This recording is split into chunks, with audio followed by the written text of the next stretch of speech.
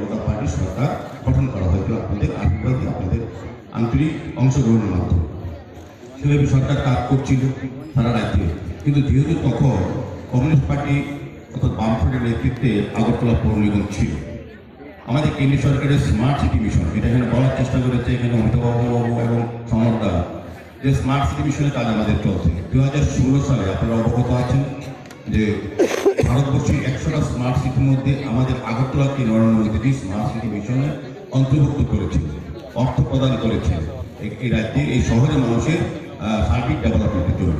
কিন্তু যেহেতু কমিউনিস্ট পার্টির নেতৃত্বে পৌর নিগম ছিল 2016 থেকে, তারাই কাজগুলি শুরু করেনি। কেন্দ্রীয় সরকারের প্রকল্প তারা এখানে বাস্তবায়িত করেনি, কারণ কেন্দ্রীয় সরকারের সুনাম হয়ে যাবে, মোদীজির সুনাম হয়ে যাবে, এটা তারা চাননি। সেই কারণে কাজটা কিন্তু হয়নি।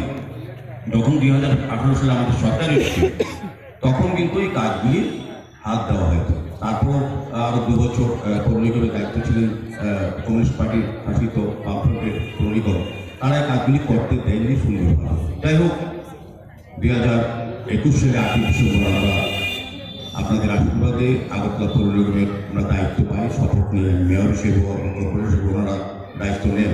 নিয়ে কিন্তু আমরা ওই যে কমিটমেন্ট আমাদের সরকার বা আমাদের দল আগে করেছিল, সরকারের সহযোগিতা আমরা কাজ শুরু করেছি। শুরু করার কি হলো, আগরতলার একটা পরিবর্তিত রূপ নিচ্ছে সার্বিকভাবে।